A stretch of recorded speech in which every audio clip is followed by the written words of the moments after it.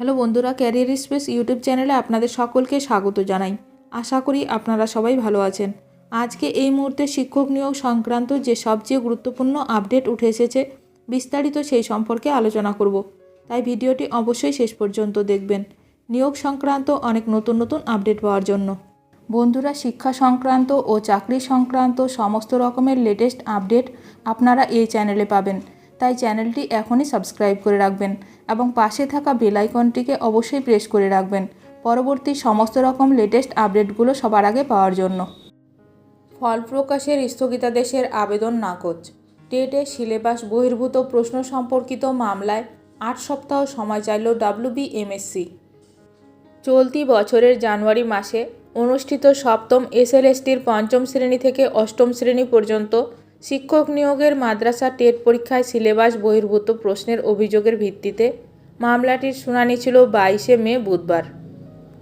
কলকাতা হাইকোর্টের কোর্ট নম্বর 18তে বিচারপতি বিশ্বজিৎ বসুর এজলাসে মামলাটির শুনানি চলছে। সেই মতো বেলা 11টা 20 মিনিটে শুনানি শুরু হয় এবং চলে প্রায় 30 মিনিট মতো। পিটিশনারদের পক্ষ থেকে আজ উপস্থিত ছিলেন আইনজীবী শামীম আহমেদ, আইনজীবী সব্যসাচী মুখার্জির, জুনিয়র অ্যাডভোকেট বদরুল করিম এবং উর্দু বিভাগ থেকে চলতি মাসের 17 তারিখে একই বিষয়ে মামলা দায়েরকারী অপর একজন পিটিশনারের আইনজীবী সুদীপ্ত সেনগুপ্ত। পিটিশনারদের পক্ষে রেজাল্ট প্রকাশনার উপর স্থগিতাদেশের আবেদন জানানো হয়, কিন্তু বিচারপতি এই আবেদন নাকচ করে দেন বলে জানিয়েছেন এক চাকরিপ্রার্থী।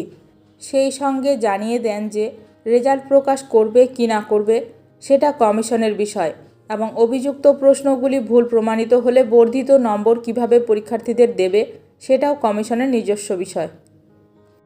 এরই মধ্যে মাদ্রাসা সার্ভিস কমিশন পক্ষের আইনজীবী প্রসেনজিৎ চট্টোপাধ্যায় কোর্টকে জানিয়ে দেন যে তারা অভিযুক্ত প্রশ্নপত্রগুলি সিলেবাস বহির্ভূত কিনা সে বিষয়ে তদন্তের জন্য ইতিমধ্যেই এক্সপার্ট কমিটি গঠন করেছেন।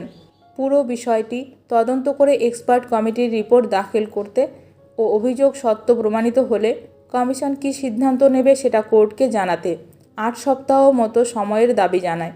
বিচারপতি এই দাবি মঞ্জুর করেন। এখন দেখার বিষয় এই নিয়ে আরও কি গুরুত্বপূর্ণ খবর উঠে আসে। শিক্ষক নিয়োগ সংক্রান্ত যে কোনো আপডেট সবার প্রথমে পেতে এখনই আমার চ্যানেলটি সাবস্ক্রাইব করে রাখুন। ভিডিওটি ভালো লাগলে অবশ্যই লাইক করবেন। আজকের ভিডিওটি এখানেই শেষ করলাম। নতুন কোনো আপডেট নিয়ে দেখা হবে নেক্সট ভিডিওতে।